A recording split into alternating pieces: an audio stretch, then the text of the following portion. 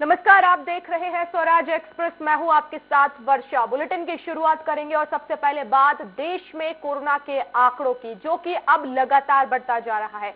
पिछले 24 घंटे की बात करें तो देश में कोरोना के केस 3 लाख से ऊपर मिले हैं। कोरोना के 3,33,533 नए मामले 24 घंटे में सामने आए। शनिवार की तुलना में कोरोना के 4,000 केस कम आए हैं और वहीं एक दिन में कोरोना से 525 लोगों की मौत हुई है और 2,59,000 ठीक भी हुए हैं। एक्टिव केस बढ़कर 21,87,205 पर पहुंच गए हैं। महाराष्ट्र की बात की जाए तो यहां पर लगातार सबसे ज्यादा मामले सामने आ रहे हैं। पिछले 24 घंटे में 46,393 नए मामले महाराष्ट्र से सामने आए हैं।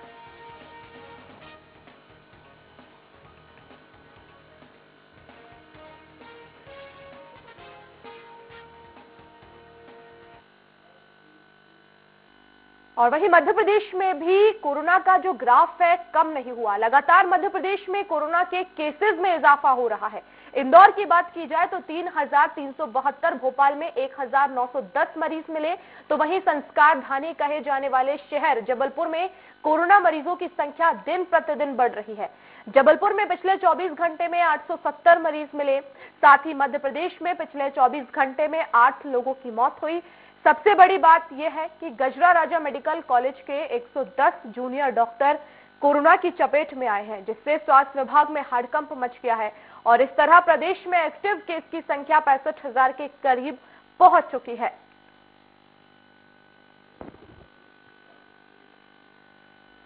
और बात अब छत्तीसगढ़ की, जहां पर कोरोना का कहर बढ़ता जा रहा है। प्रदेश में 5,661 नए मरीज मिले हैं 24 घंटे में, जो कि सामने आए और 11 मरीजों ने दम तोड़ा है। अगर देखा जाए तो नए ओमिक्रॉन के केसेस भी छत्तीसगढ़ में देखने को मिले हैं। छत्तीसगढ़ में 15 और नए मरीज ओमिक्रॉन के मिले हैं, जिसमें बिलासपुर के 8 नए मरीज, राजनांदगांव में 6 मरीज, 1 मरीज की पुष्टि रायपुर में हुई है और इसी प्रकार प्रदेश में कुल अभी तक ओमिक्रॉन के 36 मरीज सामने आ चुके हैं।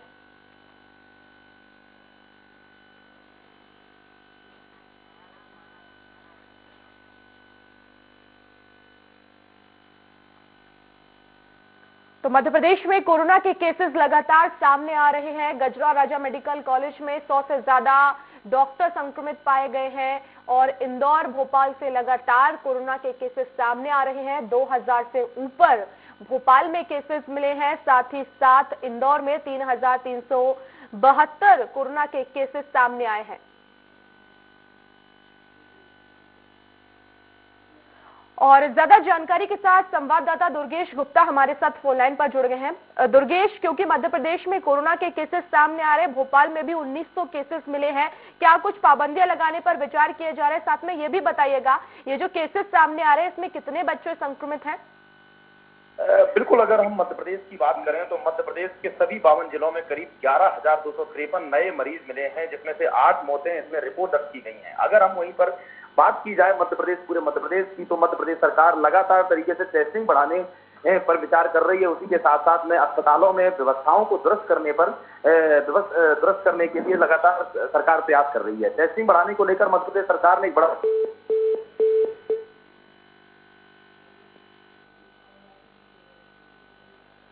तो दिलीप साहू हमारे साथ रायपुर से फोन लाइन पर जुड़ गए हैं। दिलीप, छत्तीसगढ़ की बात की जाए तो 24 घंटे में कितने कोरोना के केसेस सामने आए? जी, 24 घंटे की बात करें तो पिछले 24 घंटे में 5,661 नए मामले सामने आए हैं। इसके साथ ही 11 कोरोना जो मरीज है उनकी डेथ भी हुई है और इसके अलावा जो स्वस्थ होने वाले की तादाद भी 5,225 रही है। इस तरह से अभी एक्टिव केसों की बात करें पूरे प्रदेश में तो 31,181 हो गए हैं और कुल मिलाकर पूरे प्रदेश में लगातार औसतन रोजाना करीब 5,000 केस सामने आ रहे हैं। और जिस तरह से हालात है उसको देखकर ये लग रहा है, क्योंकि जिस तरह से पूरे प्रदेश की स्थिति है, सभी अस्पतालों में व्यवस्था की गई है इस तरह की, लेकिन जो जितने नए मरीज आ रहे हैं उनकी तुलना में गंभीर होने वाले मरीजों की तादाद काफी कम है। महज 2 से 3% लोग ही अस्पतालों में हैं। वो भी, उसमें भी ऑक्सीजन की जरूरत बहुत कम लोगों को ही पड़ रही है। 0.50% ही लोगों को ऑक्सीजन की जरूरत पड़ी है। तो इसलिए स्थिति नियंत्रण में नजर आ रही है पूरे प्रदेश में। ज्यादा गंभीर वाली बात नहीं है। पूरे प्रदेश की बात करें तो 20,000 से अधिक बिस्तरों की व्यवस्था है अस्पतालों में, लेकिन करीब 1200-1500 लोग ही वहां पर भर्ती है। बाकी बिस्तर खाली है। और बहुत सारे कोविड केयर सेंटर जो एहतियातन तैयार कर रही थी सरकार, उनमें मरीजों की संख्या नहीं होने की वजह से उन्हें फिलहाल बंद कर दिया गया है। जैसी स्थिति निर्मित होगी वैसे उसको फिर चालू किया जाएगा। बिल्कुल दिलीप, क्योंकि रायपुर में और बात पूरे छत्तीसगढ़ में जो ओमिक्रॉन के केसेस है वो भी सामने आ रहे हैं। और जिस तरह से हम जिक्र भी कर रहे थे इससे पहले, क्योंकि कल मुख्यमंत्री भूपेश बघेल और प्रधानमंत्री के बीच वीडियो कॉन्फ्रेंसिंग हुई है, जिसमें ये कहा जा रहा था कि ये जीनोम सिक्वेंसिंग के लिए जो मशीन है उनकी संख्या बढ़ाई जा सकती है। क्या इसको लेकर कुछ चर्चा हुई है? क्योंकि अभी केसेस कम आ रहे हैं और समय लगता है उसकी ट्रेसिंग करने में। जी वर्षा, क्योंकि यहाँ से जो भी केस है ओमिक्रॉन के लिए जो लैब है वो भुवनेश्वर में है, तो भुवनेश्वर ही भेजा जाता है सैंपल, और वहां से रिपोर्ट आने में 15 से 20 दिन लग जाता है। लेकिन लगातार ये बात चल रही है। कल हालांकि जब वीडियो कॉन्फ्रेंसिंग में मुद्दा नहीं उठा, लेकिन स्वास्थ्य मंत्री लगातार, जो हमारे स्वास्थ्य मंत्री टीएस सिंहदेव है, वो लगातार केंद्रीय मंत्रियों के साथ टच में है और वो प्रयास कर रहे हैं कि यहाँ जीनोम सीक्वेंसिंग लैब जल्द ही खोला जा सके। और संकेत भी मिल रहे हैं कि जल्द ही उसके लिए अनुमति मिल जाएगी और रायपुर एम्स और मेडिकल कॉलेज रायपुर 2 जगह पर इसकी व्यवस्था हो जाएगी। हालांकि सारी सुविधाएं हैं यहाँ लैब में। कुछ और विशेष चीजों के साथ एक अनुमति की जरूरत है। केंद्र सरकार अगर अनुमति दे देती है तो यहाँ पे आसानी से फिर टेस्टिंग की सुविधा उपलब्ध हो जाएगी और जो सैंपल है इसको बाहर भेजने की जरूरत नहीं पड़ेगा, यहीं से ही उसकी पहचान कर ली जाएगी। बिल्कुल दिलीप, आप बने रहिए। दुर्गेश गुप्ता हमारे साथ भोपाल से लगातार जुड़े हुए हैं। दुर्गेश, अगर मध्य प्रदेश की बात की जाए तो यहाँ पर अभी तक जीनोम सिक्वेंसिंग के लिए कितनी मशीन है, साथ ही साथ ये भी बताइएगा कि कितना समय लगता है और ओमिक्रॉन के मध्य प्रदेश में कितने केसेस है? बिल्कुल वर्षा, अगर देखें हम ओमिक्रॉन को लेकर, तो ओमिक्रॉन को लेकर जीनोम सीक्वेंसिंग की हालांकि मध्य प्रदेश सरकार के पास में जो मशीनें थी वे मशीनें आ गई थी, मगर जीनोम सीक्वेंसिंग की जो रिपोर्ट है वो रिपोर्ट 4 से 5 दिन, 1 हफ्ता कम, ये 4 से 5 दिन का समय लग जाता है। तो इस तरह से ओमिक्रॉन के मामले को लेकर मध्य प्रदेश सरकार भी अलर्ट में है। अगर हम यहाँ मध्य प्रदेश सरकार के आंकड़ों की बात करें तो जिस तरीके से मध्य प्रदेश सरकार में लगातार आंकड़े बढ़ रहे हैं उसको लेकर मध्य प्रदेश सरकार लगातार अलर्ट मोड पर है। स्वास्थ्य व्यवस्थाओं को दुरुस्त किया जा रहा है। उसी के साथ साथ में अगर देखा जाए तो अब इस बार का जो वेरिएंट है, इस बार जो कोरोना पेशेंट आ रहे हैं 3 से 5 दिन के अंदर में वे नेगेटिव हो रहे हैं। और सबसे बड़ी बात यह है कि इसमें गंभीर लक्षण देखने को नहीं मिल रहे, गंभीर लक्षण नहीं आ रहे हैं। और ज्यादातर लोगों को यहाँ मध्य प्रदेश में भी बात करें तो अस्पतालों में भर्ती होने की जरूरत नहीं पड़ रही है, वह घरों में ही दवाइयों से ठीक हो जा रहे हैं। इसी के साथ साथ में अगर हम यहाँ पर बात करें तो यहाँ पर मध्य प्रदेश सरकार में टेस्टिंग को लेकर एक बड़ा फैसला लिया गया है कि टेस्टिंग को लेकर अगर कोई भी दरें जो है ना तय कर दी गई हैं। अगर वह सरकारी में जाकर करता है तो वह फ्री ऑफ कॉस्ट टेस्टिंग की जाएगी। और इसी के साथ में अगर वह प्राइवेट अस्पतालों में जाकर करवाता है तो उसकी मैक्सिमम स्टाफ कराई जाएगी। और अगर उसी के साथ में अगर वह एंटीजन टेस्ट कराता है तो उसकी 300 रुपए फीस तय कर दी गई है। तो कहीं ना कहीं टेस्टिंग को लेकर भी मध्य प्रदेश सरकार बढ़ावा दे रही है। उसी के साथ वैक्सीनेशन को भी लगातार बढ़ावा दे रही है। वैक्सीनेशन को लेकर लगातार यहाँ पर जागरूकता अभियान चलाए जा रहे हैं, वैक्सीनेशन अभियान चलाए जा रहे हैं ताकि ज्यादातर जो लोग हैं वैक्सीनेटेड हो सके। देखा जा रहा है जितने ज्यादा वैक्सीनेटेड हुए हैं उनमें बहुत कम लोगों में यह लग जी दुर्गेश ज्यादा बढ़ावा देने की बात कर रही है। जी बिल्कुल, आप बने रहिए दुर्गेश। विनोद शर्मा हमारे साथ ग्वालियर से जुड़ गए हैं। विनोद, ग्वालियर की अगर बात की जाए तो पिछले 24 घंटे में कितने केसेस सामने आए, साथ में ये भी बताइए क्योंकि गजरा राजा मेडिकल कॉलेज के जो जूनियर डॉक्टर है वो भी कोरोना की चपेट में है। देखिए, अगर हम पिछले 24 घंटों की बात करें तो 244 नए 444 नए जो कोरोना पॉजिटिव सामने आए हैं और अब तक जो आंकड़ा है वो पहुंच गया है ग्वालियर में। इसके साथ साथ लोग ठीक भी हो रहे हैं। और अभी चूंकि जो आज सुबह जिस तरह से जानकारी मिली थी कि जयदेव अस्पताल के जो जूनियर डॉक्टर है वो तकरीबन 110 के करीब वो भी संक्रमित हुए, जिसमें जूनियर डॉक्टर और डॉक्टर भी शामिल है। इनका कहना है कि लगातार ओपीडी चालू है और ओपीडी में मरीजों के सीधे संपर्क में आने की वजह से वो संक्रमित हो गए हैं। कई चिकित्सक अभी घर पर ही है, कई हॉस्टल में है जो क्वारंटीन है। और इसके साथ साथ ग्वालियर में जो टेस्टिंग की अगर हम बात करें तो टेस्टिंग ग्वालियर में पर्याप्त हो रही है। जो भी जा रहे हैं जयरोग अस्पताल में, इसके अलावा अन्य जो जिला टेस्टिंग की व्यवस्था की गई है। और कोई भी अपने घर पर एक 250 से लेकर 300 रुपए में एक किट आती है जो जिससे टेस्ट किया जा सकता है, रैपिड टेस्ट, स्वतः पता लगाया जा सकता है कि पॉजिटिव है या फिर नेगेटिव है। तो ये भी सुविधा है, मेडिकल स्टोर पे बाकायदा वो किट मिल रही है। और जो लोगों को अभी सिम्टम आ रहे हैं वो बहुत ज्यादा परेशानी भरे नहीं है।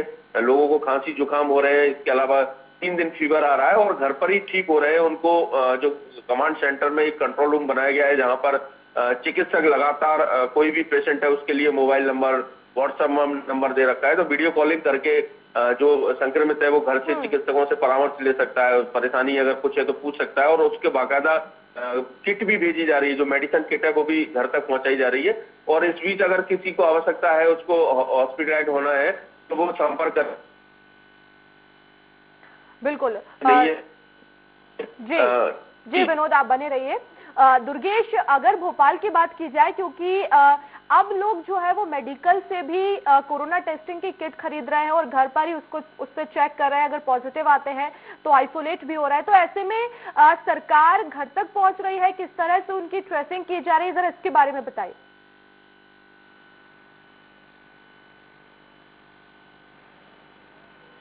दुर्गेश, सुन पा रहे हैं आप? जी, विकास हमारे साथ इंदौर से फोन लाइन पर जुड़ गए हैं। विकास, अगर इंदौर की बात की जाए तो कोरोना के केसेस कितने सामने आए हैं, और ये भी बताइए जरा कि अब तक में, क्योंकि सबसे ज्यादा केसेस इंदौर से सामने आए हैं, साथ ही साथ क्या अब टेस्टिंग भी बढ़ाई जा रही है और कोरोना को लेकर टेस्ट कराने के लिए कितने लोग जो है हॉस्पिटल में पहुंच रहे हैं? निश्चित रूप से संक्रमण दर जो है इंदौर के अंदर प्रदेश में सबसे ज्यादा पहले नंबर पर है। अगर बात की जाए तो 11,345 मरीजों के सैंपलों की जांच जो है शनिवार को की गई थी, जिसमें 3,372 मरीज जो है उनकी रिपोर्ट पॉजिटिव आई है। वहीं अगर बात करें, राहत भरी खबर है कि 527 जो मरीज है उन्होंने कोरोना से जंग जीतकर वापस ठीक हुए हैं। वहीं अगर बात करें एक्टिव मरीजों के आंकड़ों की तो 23,183 मरीज जो है इंदौर जिले के अंदर अभी संक्रमित है। हालांकि संक्रमण दर इंदौर के अंदर लगातार तीव्र होती हुई नजर आ रही है। रोजाना जो है नए रिकॉर्ड जो है संक्रमित मरीज रोजाना मिल रहे हैं। लेकिन जिस तरह से अस्पतालों का जो बात की जाए तो अस्पतालों के अंदर मात्र 200 से 250 मरीज जो है अस्पतालों के अंदर भर्ती हैं। वहीं उनमें से भी 20 या 25 जो मरीज हैं जिन्हें ऑक्सीजन की जरूरत पड़ रही है। तो कहीं ना कह सकते हैं कि जिस तरह से दूसरी लहर में अस्पतालों के ऊपर ज्यादा भार आया था, इस बार तीसरी लहर के अंदर अस्पतालों के अंदर भार देखने को नहीं मिल रहा है। हालांकि हम देख रहे थे कि जिस तरह से तीसरी लहर में मौत के आंकड़े जो थे इंदौर के अंदर स्थिर थे, लेकिन पिछले 1-2 दिन की बात की जाए तो लगातार जो है मौत के आंकड़े भी इंदौर के अंदर सामने आ रहे हैं। शनिवार को 2 जो मरीज हैं उन्होंने उनकी जो है कोरोना से मौत हो गई थी, उसके बाद मौत के आंकड़े लगातार बढ़ रहे हैं और 405 मरीज जो है वह इंदौर के अंदर अभी तक मौत हो चुकी है। लेकिन लगातार जो है संक्रमित मरीज जिस तरह से सामने आ रहे हैं, जैसा कि 10-11 हजार मरीजों की सैंपलों की जांच की जा रही है। अगर बात की जाए तो इंदौर के अंदर इससे ज्यादा भी मरीजों के सैंपलों की जांच एक दिन में की जा सकती है, लेकिन कहीं ना कहीं जांच जो है वह कम हो रही है। वहीं अगर बात की जाए तो सरकारी आंकड़ा कहता है कि अभी तक इंदौर के अंदर सिर्फ 9 ओमिक्रॉन के जो मरीज है वह मिले। लेकिन इंदौर कलेक्टर हो या चाहे स्वास्थ्य विभाग के अधिकारी हो, उन्होंने मीडिया में चर्चा में कर चुके हैं कि इंदौर के अंदर तीसरी लहर आ चुकी है। जो ओमिक्रॉन है 50% से ज्यादा मरीज जो है ओमिक्रॉन के मरीज है, लेकिन जो सरकारी आंकड़े हैं वह लगातार उसमें 9 ही मरीज यहाँ पर दिखाए जा रहे हैं। जी वर्षा, बिल्कुल, आप बने रहिए। विकास, रायपुर से दिलीप हमारे साथ लगातार जुड़े हुए हैं।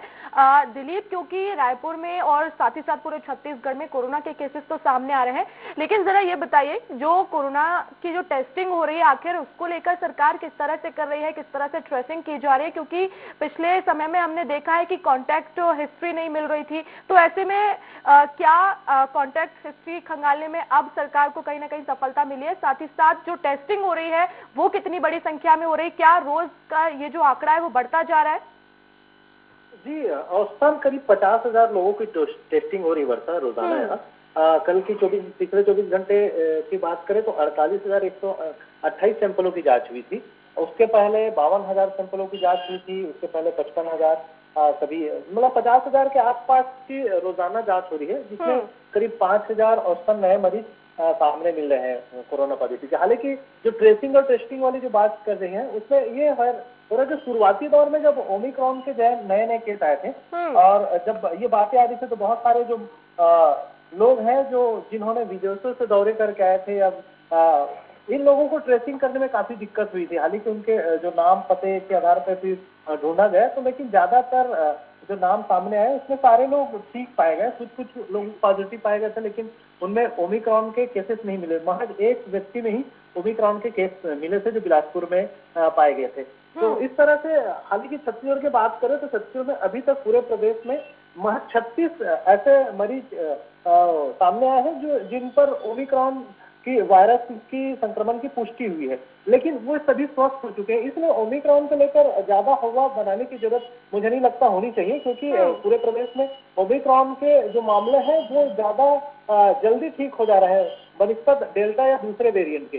तो जो विशेषज्ञ उनका मानना है कि डेल्टा वेरिएंट ज्यादा खतरनाक है और उसी की वजह से जो दूसरी लहर में ज्यादा जो मौतें हुई थी वो डेल्टा वेरिएंट की वजह से, डेल्टा और डेल्टा प्लस की वजह से। इसलिए ओमिक्रॉन को लेकर जिस तरह से जो बातें बनाई जा रही है वो ज्यादा ये नहीं है कि लोगों को इसको लेकर ज्यादा नहीं डरना चाहिए, लेकिन हालांकि ट्रेसिंग और टेस्टिंग ज्यादा से ज्यादा हो, ज्यादा से ज्यादा मरीजों को जल्द से जल्द उनकी सही दवाइयों मिल पाए समय पर, तो ये जो गंभीरता वाली स्थिति होती है उसमें पहुंचने की जरूरत नहीं पड़ेगी और मरीज 3-4 दिनों में ठीक हो जा रहा है ज्यादातर और घरों में ही आइसोलेट होकर ठीक हो जा रहे हैं। ये अच्छी बात है। और रोजाना जो आंकड़े आ रहे हैं ठीक होने वाले के छत्तीसगढ़ की बात करें तो कल के जो आंकड़े हैं उसमें महज 245 लोग अस्पतालों से डिस्चार्ज होकर ठीक होने वाला इलाज हो गया। राहत की बात है कि कोरोना के केसेस तो सामने आ रहे हैं, लेकिन वो जो गंभीर लक्षण दूसरी लहर में दिखाई दिए थे कहीं ना कहीं अब वो नजर नहीं आ रहे हैं। ग्वालियर का रुख करूंगी, विनोद जुड़े हुए हैं। विनोद, क्योंकि ग्वालियर में केसेस सामने आ रहे हैं, ऐसे में ये बताइएगा कि जो केसेस हैं क्या ये दूसरे शहरों से आने वाले लोग हैं या ये बाजारों से संक्रमित मिल रहे हैं? किस तरह से इनकी हिस्ट्री जुटाई जा रही है?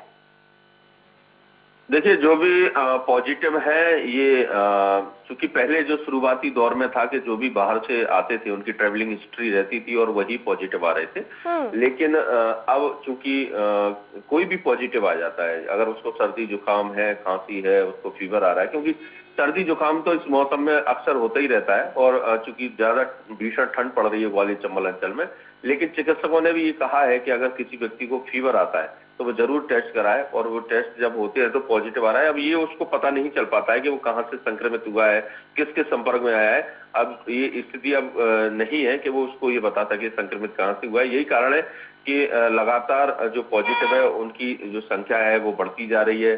कई पॉजिटिव ऐसे हैं जो कहीं गए भी नहीं है, घर के बाहर नहीं निकले हैं, उसके बाद भी जब उन्होंने टेस्ट कराया तो वो पॉजिटिव निकल कर आ रहे हैं। लेकिन राहत वाली बात यह है और गनीमत है कि किसी को कोई बहुत ज्यादा परेशानी नहीं है। पॉजिटिव आ रहा है तो वो घर पर ही आइसोलेट हो रहा है अपने आप में और घर पर आइसोलेट होने के बाद वो ठीक भी हो रहा है और जो ठीक होने का रेशो है वो भी ज्यादा है। पॉजिटिव जिस तरह से लगातार पहले 5 दिनों पहले जो स्थिति बनी हुई थी कि आंकड़ा 700 और 800 रोज पर पहुंच गया था, वो अब 450 और 500 के बीच में आ गया है। तो जैसे एक बात तो साफ है कि जो संक्रमण है वो धीरे धीरे उसकी दर अब कम होती जा रही है, लेकिन संक्रमण खत्म नहीं हुआ है। अभी भी जो विशेषज्ञ हैं और जिस तरह से जो कहा जा रहा है कि फरवरी में संक्रमण खत्म नहीं हुआ है और जागरूकता और जो कोरोना की तमाम गाइडलाइंस है उनका पालन करना भी बहुत जरूरी है। अरविंद दुबे हमारे साथ जबलपुर से जुड़ गए हैं। अरविंद, अगर बात की जाए जबलपुर की तो क्या कुछ कोरोना के ताजा आंकड़े सामने आए हैं? जो आंकड़े 24 घंटों में आए हैं चौंकाने वाले हैं। 870 मरीज जो अधिकतम मिले हैं अभी तक, ये दूसरी लहर के बाद अभी तक सबसे ज्यादा मरीज मिले हैं। इससे कहा जा सकता है कि जबलपुर में अभी कोरोना संक्रमण का जो पीक है वो चल रहा है, क्योंकि 1000 के आसपास अब धीरे धीरे ये आंकड़ा पहुंचता जा रहा है। 4000 से ज्यादा संक्रमित मरीज इस समय एक्टिव केसेस के तौर पर हैं। तो उसको देखकर लग रहा है कि जो संक्रमण का दौर है वो अभी पीक पर ही चल रहा है। अभी इसके नीचे आने की कोई संभावना दूर तक नजर नहीं आ रही है। अच्छी बात जो पूरे प्रदेश में एक साथ है वो जबलपुर में भी है। गंभीर रूप से कोरोना से संक्रमित कोई भी व्यक्ति नहीं है। कोरोना की वजह से उसे हॉस्पिटलाइजेशन किया गया हो ऐसा कोई भी मरीज सामने नहीं आया है। किसी भी मरीज को ऑक्सीजन की जरूरत नहीं पड़ी है और सभी लोग ज्यादातर लोग घर पे ही इलाज करके ठीक हो रहे हैं और महज 3 से 5 दिन में ही उनका संक्रमण भी ठीक हो रहा है। तो ये एक अच्छी बात जरूर है, लेकिन संक्रमण खत्म नहीं हुआ है। बिल्कुल अरविंद, और जो कोरोना के केसेस जबलपुर में सामने आ रहे हैं उसमें से कितने ऐसे मरीज हैं जिनको नौबत आ रही है अस्पताल में भर्ती होने की, और इस पूरे मामले में डॉक्टर्स क्या कुछ कहते हैं? क्या उन्हें पहले से कुछ बीमारियां हैं या फिर उन्हें पहले से कोरोना हो चुका है, उसके बाद वो दोबारा संक्रमित हुए हैं? डबल डोज लगने वाले मरीजों को भी कोरोना का संक्रमण, जो हल्का संक्रमण है वो हुआ है। जिनके साथ गंभीर बीमारियां हैं उनके पास भी कोरोना का संक्रमण हुआ है और उन्हें ही अस्पताल में एडमिट कराया गया है। ये चिकित्सकों का इस तरह का आकलन है और यही वजह है कि बार बार कहा जा रहा है कि कोरोना अभी तक तो गंभीर नहीं हुआ है, अभी तक सिर्फ एक संक्रमण के तौर पर उसे देखा जा रहा है। और जिन मरीजों को भी इलाज के लिए दाखिल कराया गया है वे दूसरी गंभीर बीमारियों से चूंकि पीड़ित हैं, इसलिए सतर्कता के तौर पर उन्हें वहां एडमिट कर लिया गया है। जो मौतें अभी तक दर्ज हुई हैं, जो कोरोना पॉजिटिव मरीजों की जो सरकारी आंकड़े हैं, उनमें भी वो सभी मरीज जिनकी डेथ हुई वो सभी किसी न किसी पुरानी संक्रमित बीमारी से ग्रसित थे और उसका इलाज चल रहा था। चूंकि पॉजिटिव थे इसलिए सरकारी आंकड़ों में उनकी मौत दर्ज हो गई। अकेले कोरोना से मौत होने वाली कोई भी सरकारी आंकड़ों में मौत अभी तक दर्ज नहीं बताई गई है। लेकिन अरविंद, क्योंकि तीसरी लहर में हमने देखा था कि बच्चे भी कोरोना की चपेट में आने की आशंका जताई जा रही है, तो ऐसे में आपसे जानना चाहेंगे कि इस बार जो 24 घंटे में केसेस आए हैं उसमें कितने बच्चे हैं और किस उम्र तक के ज्यादा बच्चे संक्रमित हुए हैं? देखिए, इसमें सभी तरह की उम्र वर्ग के लोग संक्रमित हुए हैं, उनमें बच्चे भी शामिल हैं। कि यदि एक परिवार में यदि मान लीजिए हल्का सा कोरोना का संक्रमण एक व्यक्ति को आया है तो पूरे परिवार के लोग ही उस हल्के कोरोना संक्रमण में एसिम्प्टोमेटिक हुए हैं, उनमें बच्चे भी शामिल हैं। इसलिए बच्चों की गिनती करना तो बड़ा मुश्किल है और एज ग्रुप बताना भी काफी मुश्किल है, क्योंकि क्लासिफाइड अभी तक सरकार ने भी नहीं किया है। लेकिन हाँ, बच्चे संक्रमित हुए हैं। ये जो एसिम्प्टोमेटिक सिम्टोम जो सिंड्रोम चल रहा है उसकी जद में ये बच्चे भी आए हैं, लेकिन सभी जल्दी ठीक होकर स्वस्थ हुए हैं, किसी तरह की परेशानी नहीं हुई है। ये एक अच्छी बात हुई है। वर्षा जी, बहुत शुक्रिया अरविंद जी हमसे जुड़ने के लिए। साथ ही साथ रायपुर से दिलीप हमारे साथ जुड़े हुए थे। दिलीप, आपका शुक्रिया। ग्वालियर से विनोद हमारे साथ जुड़े हुए थे और इंदौर से विकास सिंह सोलंकी जुड़े हुए थे। आप दोनों को भी बहुत शुक्रिया तमाम जानकारी के लिए। और इसी के साथ इस बुलेटिन में फिलहाल इतना ही। खबरें लगातार जारी है। नमस्कार।